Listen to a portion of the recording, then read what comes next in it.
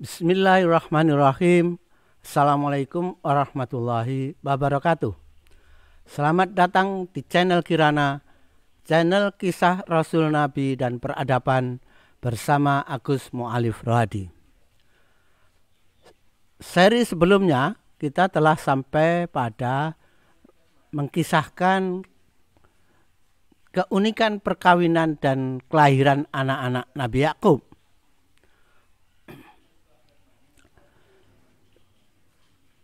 Nabi Yakub dalam menjalani kehidupan keluarganya di Haran tidak hanya sekedar memenuhi waktu yang diperjanjikan dengan Laban untuk mendapatkan dua istrinya itu selama 14 tahun.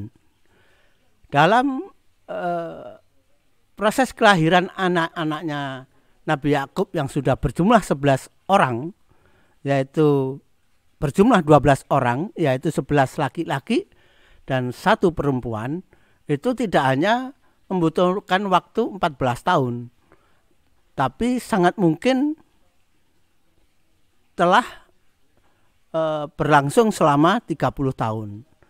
Selama 30 tahun itu Nabi Yakub juga tetap bekerja pada mertuanya, yaitu Laban, mengembalakan ternak, dan upahnya adalah bagian dari anak-anak ternak, ya, bagian dari hasil dari anak-anak ternak.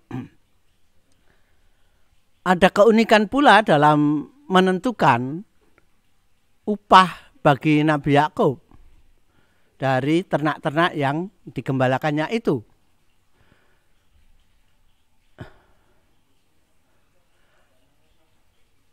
Yang menjadi hak dari ternak Laban, menjadi hak ternak Laban adalah ternak yang warnanya mulus, ya, baik putih, coklat, ya, maupun hitam mulus, ya. Sedangkan upah Nabi Yakub adalah ternak yang bulunya berbintik-bintik.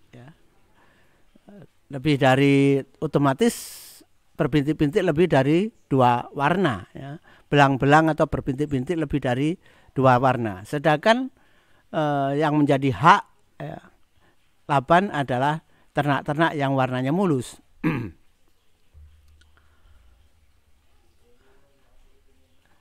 Warna mulus pada saat itu memang sangat mungkin harganya lebih bagus, lebih mahal dari ternak yang warnanya belang-belang, ya.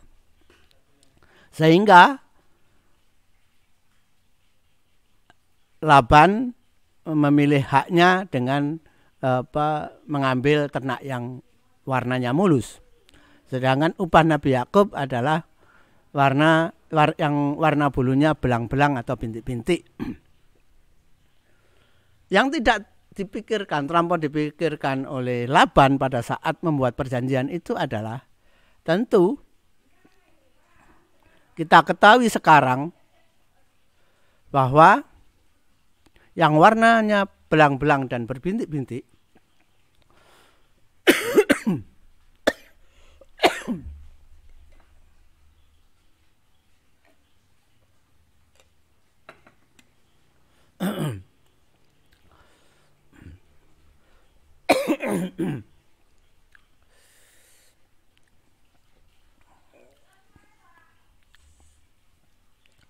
yang warnanya belang-belang dan berbintik-bintik jumlahnya lebih banyak dari yang mulus, ya. Sehingga lama-kelamaan jumlah ternak Nabi Yakub lebih dari jumlah ternak Laban. Nah, ini kemudian menjadi masalah antara Nabi Yakub dengan saudara-saudaranya, ibunya, ya. Jadi ada persoalan antara Nabi Yakub dengan saudara-saudara keponakan-keponakannya dari anak Laban yang lain. Dianggap Nabi Yakub telah berbuat curang. Ada yang menganggap berbuat curang. Padahal itu alamiah ya. Bahwa yang warna bulunya belang-belang atau berbintik-bintik dibanding warna yang mulus itu pasti jauh lebih banyak dari yang belang-belang bintik-bintik jauh lebih banyak dari yang mulus. Meskipun yang mulus harganya mahal.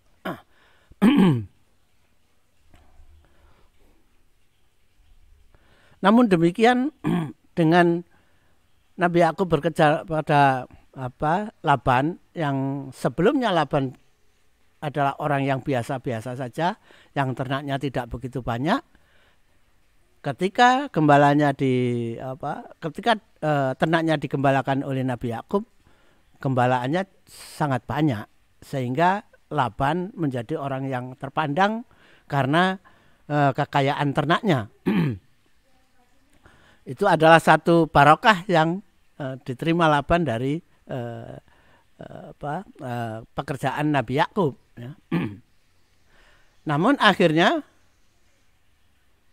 ada persoalan iri ya, persoalan iri saudara-saudaranya dari saudara-saudaranya Lia maupun Rahel.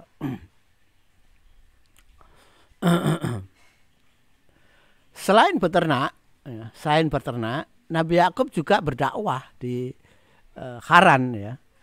Dalam dakwahnya itu Nabi Yakub juga mulai mempunyai banyak pengikut, ya. Bahkan mengalahkan pendeta-pendeta pagan yang ada di Haran. Ya.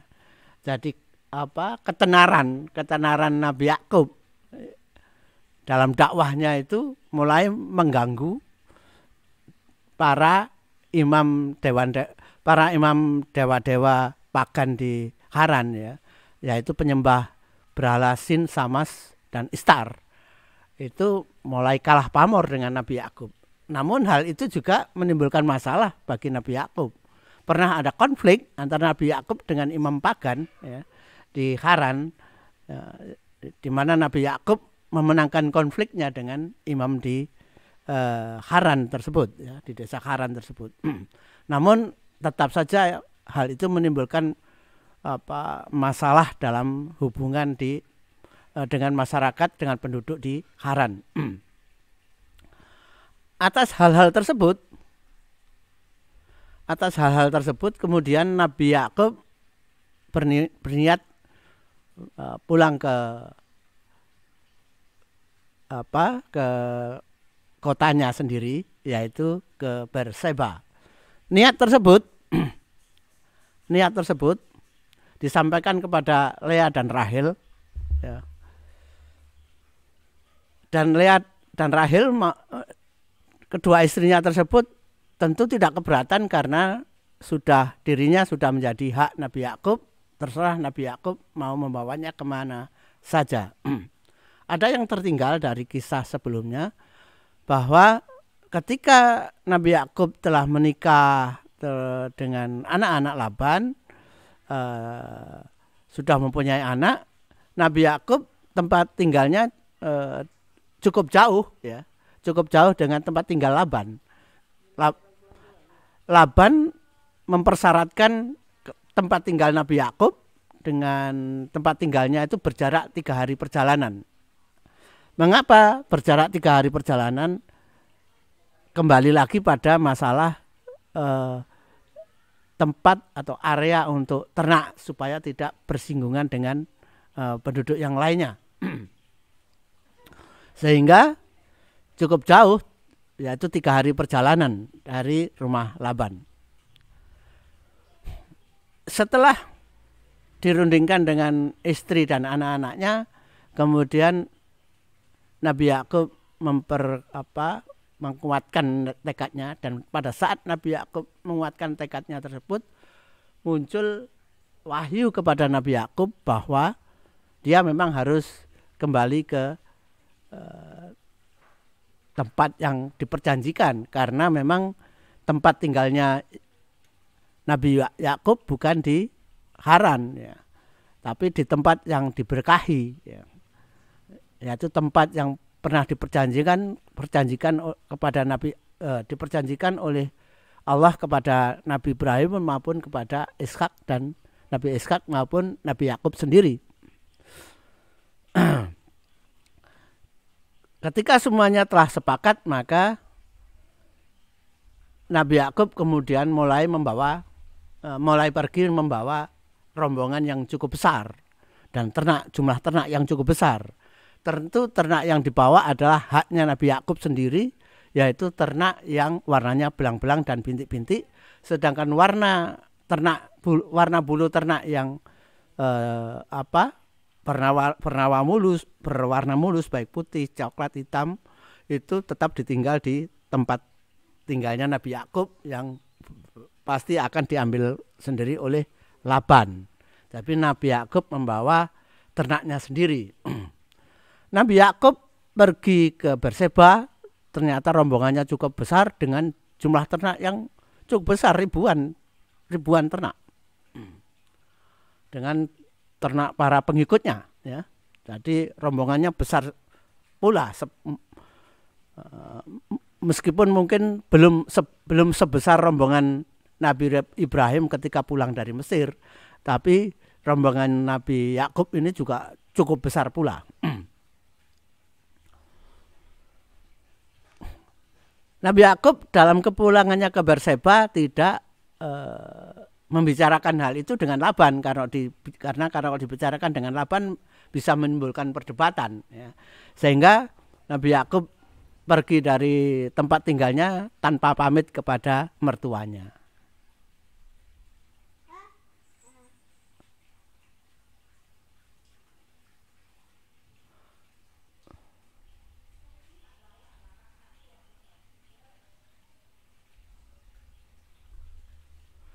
Rombongan tersebut setelah beberapa hari kemudian menyeberangi sungai Efrat, terus ke selatan melalui dataran tinggi Golan, kemudian melewati kawasan timur Laut Galile, kemudian menyeberang anak sungai Yordan, yaitu sungai Yarmuk.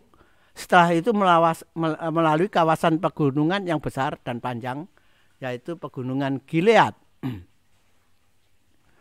Di wilayah ini terdapat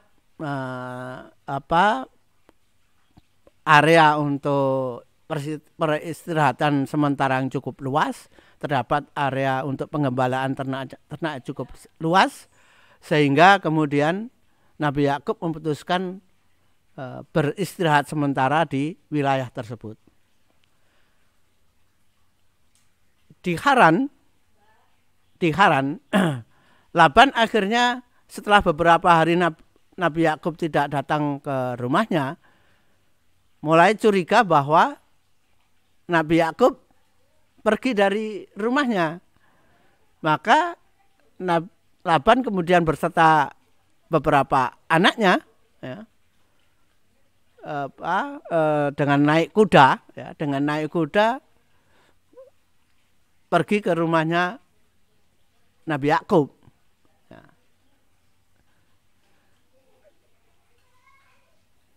Dengan naik kuda, perjalanan Haran tidak terlampau lama, tidak sampai 2 hari sudah sampai di tempat kediaman Nabi Yakub, ya.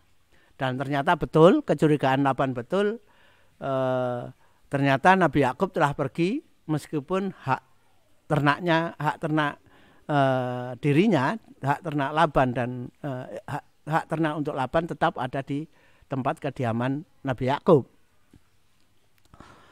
Melihat itu kemudian Laban dan anak-anaknya bersepakat untuk mengejar, karena bagaimanapun istri Nabi Yakub adalah anak Laban dan Nabi Yakub juga membawa cucu-cucu Laban, ya.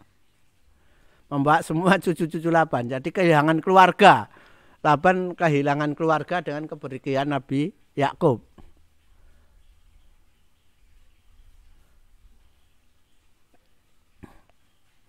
Dengan rombongan kecil, dengan naik kuda, tanpa beban membawa ternak, tentu perjalanan Laban ke mengejar Nabi Yakub cukup cepat ya. Dan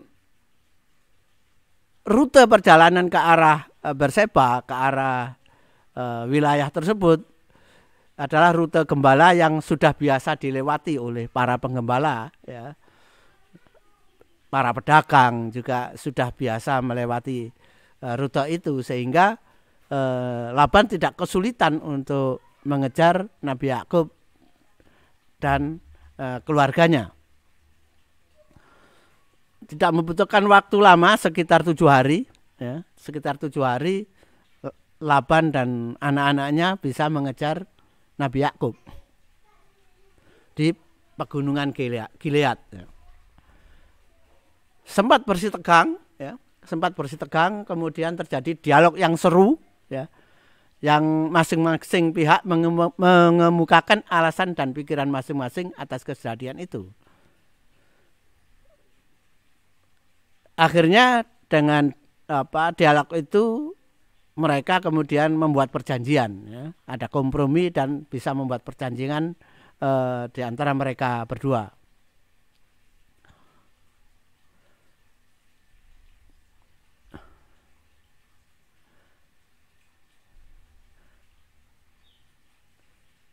Dengan perjanjian itu,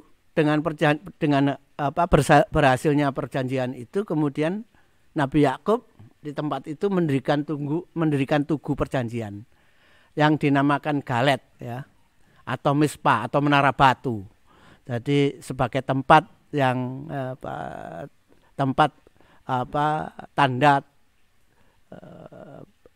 tanda terjadinya perjanjian di tempat tersebut ya. Isi perjanjiannya sederhana ya. Pertama, Nabi Yakub berjanji tidak mengambil istri lagi. Jadi ada kekhawatiran dari Laban bahwa anak-anaknya dan cucunya akan disia-siakan oleh Nabi Yakub, sehingga kemudian Nabi Yakub berjanji tidak akan mengambil istri lagi. Ya, cukup Ria dan Lahil bersama Zilpa dan Bilha ya, budak-budak dari istrinya tersebut. Nabi Yakub juga berjanji bahwa dia tidak akan melewati tugu kemudian ke arah Haran dengan niat jahat ya. Jadi kalau Nabi Yakub pergi dan keluarganya pergi ke Haran pasti dengan niat yang baik. Demikian pula Laban berjanji kalau dia melewati tugu itu menuju ke Berseba ya, menuju ke tempat tinggal Nabi Yakub, maka Laban tidak berniat jahat. Jadi kalau menengok anak cucunya di tempat kediaman Nabi Yakub di Berseba atau di tempat lain di tanah yang dijanjikan itu, Laban tidak membawa niat jahat. Semata-mata menengok anak dan cucunya. Itu adalah perjanjian antara Nabi Yakub dan Laban. Setelah bersepakat dengan perjanjian tersebut, Nabi Yakub kemudian menyembelih domba untuk kurban dan menjamu mertua dan seluruh keluarganya sebagai suatu pertanda perjanjian yang saling membahagiakan masing-masing pihak. Setelah beristirahat mungkin 1-2 hari beristirahat di tempat tersebut, kemudian Laban dan keluarganya balik ke Haran dan Nabi Yakub beserta keluarganya melanjutkan perjalanan. Nabi Yakub melanjutkan perjalanannya ke arah selatan tetapi tetap di timur Sungai Yordan. Kitab Kejadian pasal 32 ayat 1-2 mengkisahkan suatu saat dalam perjalanannya Nabi Yakub ditatangi malaikat ya, yang merupakan bala tentara Allah. Jadi malaikat yang tugasnya menjadi bala tentara Allah. Tidak dikisahkan apa yang dilakukan atau dikatakan para malaikat tersebut kepada Nabi Yakub. Namun karena kunjungan bala tentara malaikat bala tentara Allah itu menunjukkan bahwa Nabi Yakub dan keluarganya dalam perjalanannya selalu dilindungi oleh Allah melalui malaikat-malaikatnya. Kemudian karena perjumpaan dengan malaikat bala tentara Allah tersebut, tempat lokasi perjumpaan itu kemudian dinamakan oleh Nabi Yakub yaitu Mahanaim atau Mahanaim, yang letaknya di sekitar perbatasan antara Makir dengan Sungai Yabok. Nantinya lokasi tersebut, lokasi antara Sungai Yarmuk, anak Sungai Yordan dengan Danau Galilei, yaitu lokasi Mahanaim, akan menjadi wilayah suku yang dibentuk oleh anak Nabi Yusuf. Jadi akan menjadi wilayah suku yang dibentuk oleh anak Nabi Yusuf, yaitu suku Manase atau Manaseh, dan sedikit untuk suku anak Nabi Yusuf lainnya yaitu Efraim. Atau memang diperuntukkan oleh diperuntukkan bagi anak Nabi Yakub yaitu Manaseh, suku anak keturunan suku dari keturunan anak Nabi Yakub yaitu Manase atau Manaseh. Tapi wilayah tersebut hanya nantinya nanti ada kisahnya sendiri, itu menjadi wilayah yang sementara karena wilayah ini di timur Sungai Yordan, artinya wilayah yang bukan untuk keturunan Nabi Yakub, bukan untuk keturunan Nabi Ishak. Jadi wilayah timur Sungai Yordan bukan wilayah yang nanti diwariskan kepada anak turunan Nabi Yakub. Jadi nanti itu akan menjadi wilayah sementara bagi suku dari keturunan anak Nabi Yusuf yaitu Manase. Tapi itu nanti kisahnya nanti ya.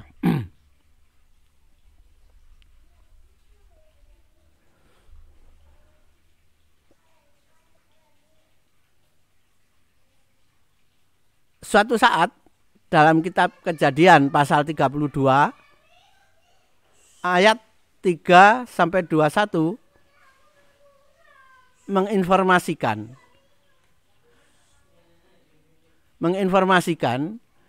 ketika perjalanan Nabi Yakub,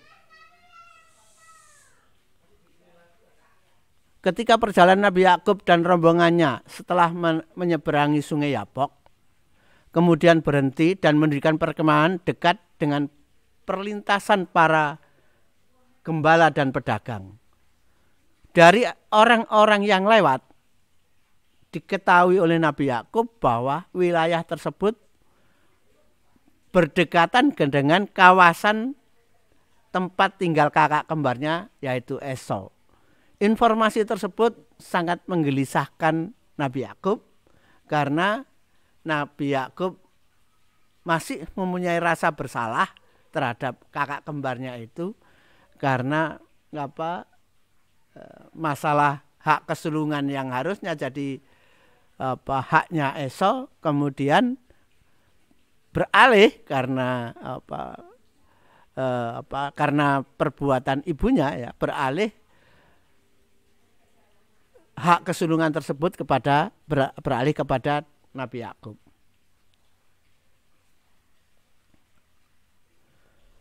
Kakaknya tersebut diketahuinya bahwa cukup lama di kediaman di kawasan yang baru itu, sudah lebih dari 30 tahun di wilayah tersebut, yang bahkan Esau telah menjadi kepala suku di wilayah tersebut, dan wilayah tersebut kemudian dikenal dengan wilayah suku Edom.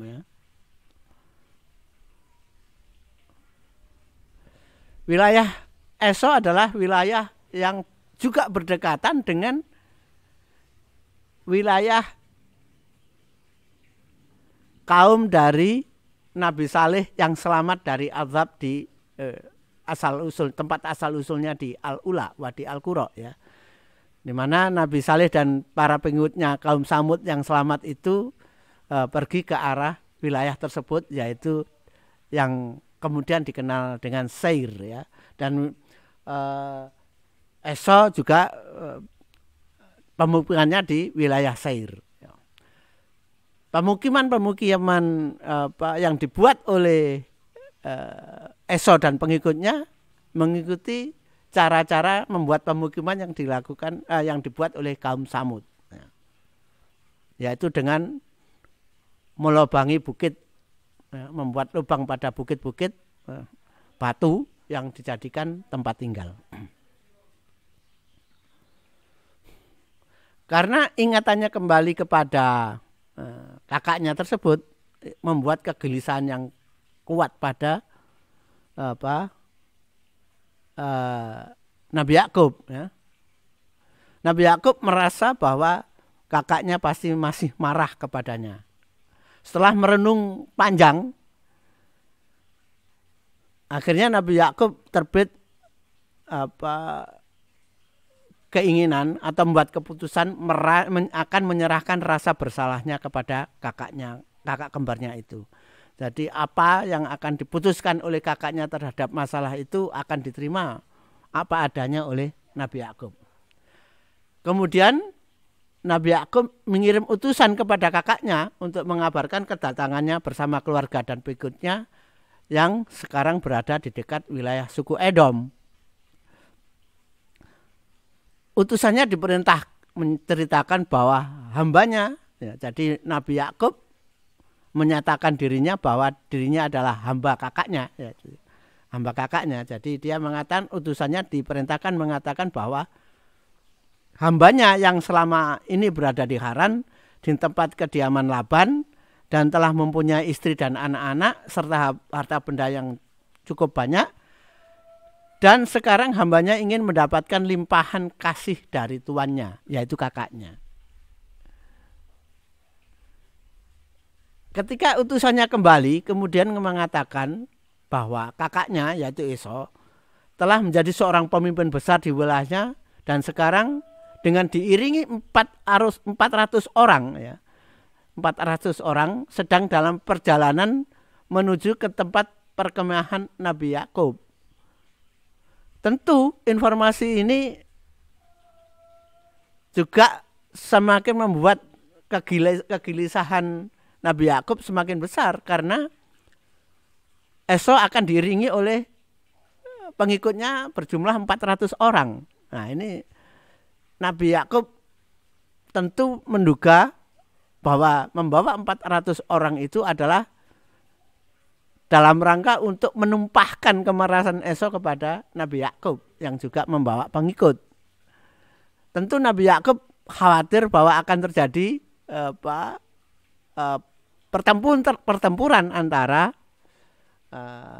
Esau dan pengikutnya serta dirinya serta Nabi Yakub dengan para pengikutnya. Mendengar informasi itu, kemudian Nabi Yakub membagi dua rombongan, membagi rombongannya menjadi dua bagian. Demikian pula ternaknya dibagi menjadi dua. Jadi meskipun telah pasrah dengan keadaan yang akan diterimanya, namun tetap diperhitungkannya keselamatan keluarga dan rombongannya.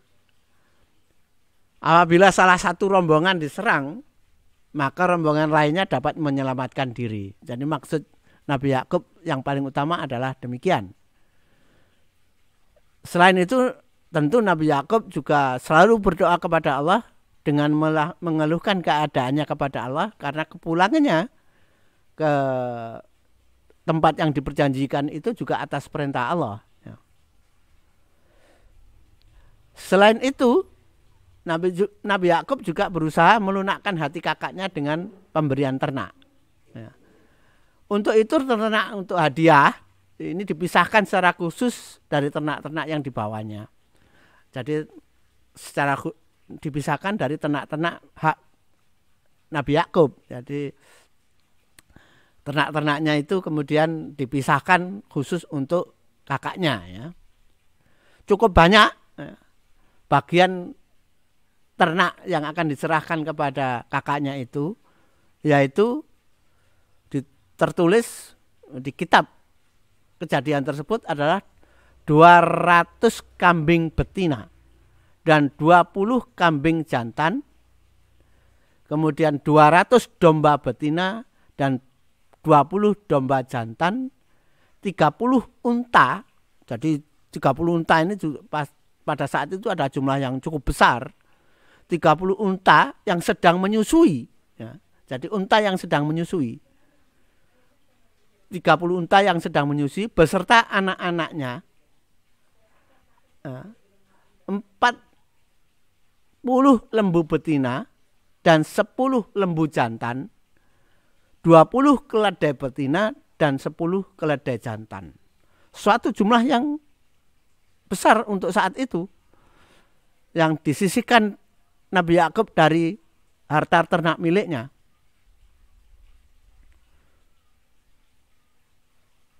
Orangnya yang diberi tugas membawa ternak hadiah tersebut juga dikelompokkan sesuai jenis ternaknya. Para pembawa ternak hadiah ini ditempatkan di barisan depan, ya, di barisan paling depan, dan berjalan agak jauh mendahului dua rombongan lainnya. Jadi khusus ada rombongan yang membawa ternak hadiah. Jadi rombongan Nabi Yakub menjadi 3 bagian. Yang paling depan adalah rombongan pembawa hadiah ternak. Selain itu juga ada pesuruh yang secara khusus diperintah untuk berbicara apabila bertemu dengan Esau. Jika ditanya siapa tuan dari pemilik ternak, maka harus dijawab bahwa ternak itu adalah milik hambamu Yakub yang akan dipersembahkan kepada tuannya, yaitu Esau. Hambamu Yakub ada di belakang rombongan kami. Itulah ucapan yang harus disampaikan orang yang secara khusus ditunjuk oleh Nabi Yakub untuk disampaikan kepada kakaknya. Ya. Ucapan itu harus disampaikan kepada kakaknya. Kitab Kejadian pasal 32 ayat 22 sampai 32 mengkisahkan ya, setelah rombongan dipisah menjadi 3 bagian, malamnya kemudian Nabi Yakub masih belum puas dengan apa yang telah dilakukannya, kemudian mengajak semua istri dan 12 anaknya, yaitu 11 anak laki-laki dan 1 perempuan, dengan membawa bekal harta kembali menyeberangi sungai Yabok. Ya. Kemudian diseberangkannya semuanya. Setelah itu, ya, setelah menyeberangkan itu, Nabi Yakub kembali menyeberangi sungai Yabok untuk mendekati rombongannya kembali. Ya. Jadi Nabi Yakub telah memisahkan keluarganya di seberang sungai Yabok. Ketika berada sendirian dalam beristirahatnya, tiba-tiba Nabi Yakub merasa didatangi oleh seseorang, ya, sosok yang tidak dikenal, ya. Tanpa berbicara apapun, sosok tersebut kemudian tiba-tiba menyerang Nabi Yakub. Terjadilah pergumulan yang hebat antara sosok orang tersebut dengan Nabi Yakub. Ya. Pergumulan yang sangat panjang, semalam suntuk. Ya. Pergumulan semalam suntuk. Kemudian ketika menjelang fajar, orang tersebut tiba-tiba menghentikan serangannya pada Nabi Yakub. Karena itu kemudian Nabi Yakub ketika orang tersebut akan meninggalkan dirinya, kemudian bertanya, apa maksudnya dia menyerang dirinya, kan gitu. Dan Nabi Yakub minta agar orang tersebut memperkenalkan dirinya, dan ini ya, jadi ada satu hal yang diminta oleh Nabi Yakub, ya, setelah pergumulan itu orang itu mau pergi. Nabi Yakub merasa bahwa orang ini adalah bukan orang sembarangan, tapi orang yang hebat, sehingga Nabi Yakub meminta berkat darinya. Kerendahan hati Nabi Yakub, ya, terhadap orang yang bergumul dengan dirinya semalam suntuk, ya, tidak ada yang kalah dan menang, ya.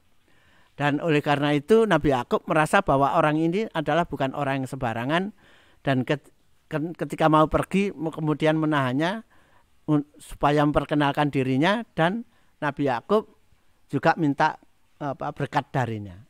Kerendahan hati Nabi Yakub.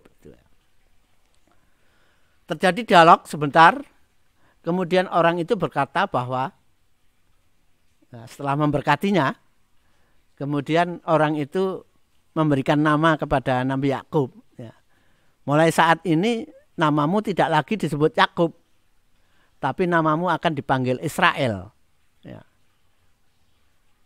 Namamu akan dipanggil Israel. Jadi itu adalah kisah dari munculnya nama Israel karena pergumulan itu. Diterangkan oleh orang itu bahwa dia, Nabi Yakub, telah bergumul melawan Allah dan manusia. Jadi bagaimana menerjemahkan atau mentafsir, ya, telah bergumul melawan Allah dan manusia. Ya. Ini pasti memerlukan tafsir, ya. Tafsir bisa bermacam-macam, tapi kalimatnya adalah demikian, ya, bahwa Nabi Yakub telah bergumul melawan Allah dan manusia, dan disebut Nabi Yakub sebagai orang yang menang dalam pergumulan itu, orang yang menang, ya, dan kemudian namanya diganti menjadi Israel. Namun orang itu tidak memperkenalkan dirinya, sehingga Nabi Yakub memaksa, katakanlah juga namamu. Dan orang itu menjawab, mengapa engkau menanyakan namaku? Ya. Kemudian begitu fajar menyingsing, orang itu kemudian pergi. Ya.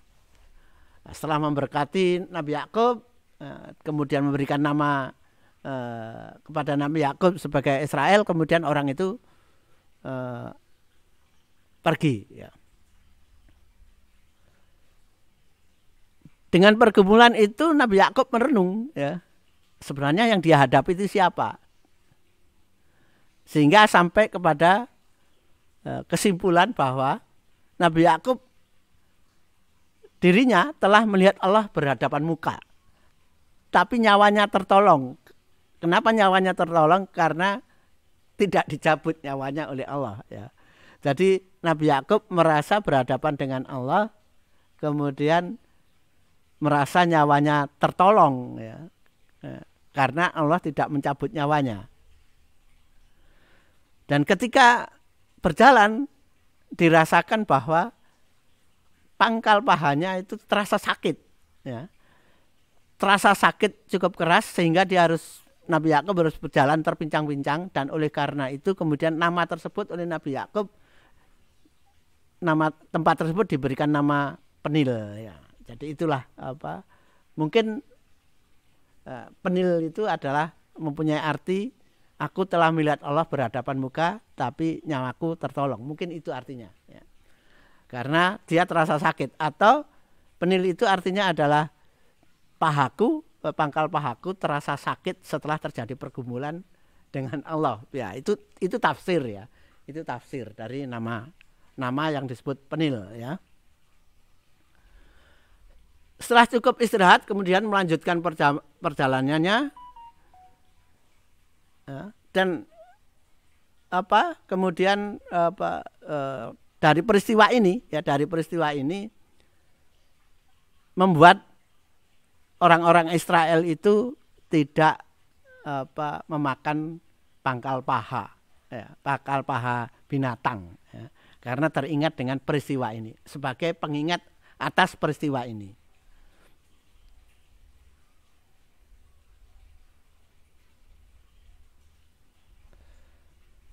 Nah, ini adalah gambar pergumulan, ya. Ini adalah ilustrasi, ya. Ilustrasi gambar pergumulan antara Nabi Yakub dengan sosok yang yang tidak dikenalnya itu, dan di gambar ini digambarkan sosok tersebut bersayap. Kalau sosok tersebut bersayap, mestinya itu malaikat ya. Kalau Allah mungkin ya tidak bersayap, tapi karena dalam pergumulan itu Nabi Yakub merasa bahwa dirinya telah bertatap muka dengan Allah, jadi kalau kalimat tersebut diterjemahkan dengan sosok yang bersayap sebenarnya kurang tepat ya, kurang tepat. Tapi ini adalah gambar yang bisa saya dapat untuk menggambarkan pergumulan antara Nabi Yakub dengan sosok yang tidak dikenal ya.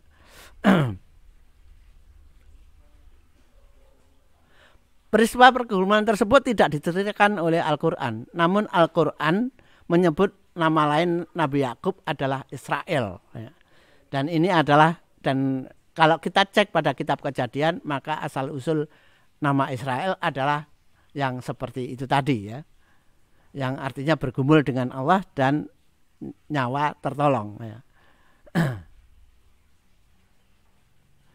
Mungkin ya bisa saja ditafsir bahwa itu adalah mimpi ya, mimpi Nabi Yakub tidak berhadapan, ini tafsir ya. Jadi mungkin saja Nabi Yakub itu bermimpi bergumul, tapi mimpinya itu demikian kuatnya sehingga seperti menjadi kenyataan, seperti mengalami betul, apalagi kemudian terasa di pahanya sakit, di pangkal pahanya itu sakit. Jadi Nabi Yakub merasa bahwa pergumulan itu betul-betul terjadi, tapi juga bisa mimpi yang betul-betul kuat ya, yang begitu kuatnya mimpinya sehingga seperti kenyataan yang dialami ya. Atas kejadian itu kemudian Nabi Yakub kembali ya, ke menyeberangi sungai Yabok, dan dia merasa yakin bahwa dia tidak akan terjadi sesuatu yang berat ya, pertemuan yang berat dengan rombongannya Esau, tidak akan terjadi pertengkaran dengan Esau dan rombongannya, sehingga Nabi Yakub kemudian menyeberangi sungai Yabok kembali dan mengambil menyeberangkan lagi anak istrinya, istri dan anak-anaknya untuk dibawa kembali mengikuti rombongan yang lebih dahulu berjalan ya, lebih mengejar rombongan yang ada di depannya.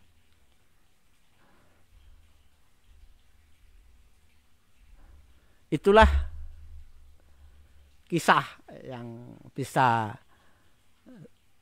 saya sampaikan untuk seri ini. Nanti kita akan lanjutkan pada seri berikutnya bagaimana proses pertemuan Esau dan Nabi Yakub, bagaimana perdamaian antara Esau dan Nabi Yakub. Nabi Yakub juga sudah merasa aman, anak istrinya diseberangkan kembali, kemudian menyusul rombongan yang ada di depannya. Demikian, mudah-mudahan kisah ini bermanfaat bagi kita semua. Akan kita lanjutkan pada seri berikutnya. Billahi taufiq wal hidayah. Assalamualaikum warahmatullahi wabarakatuh.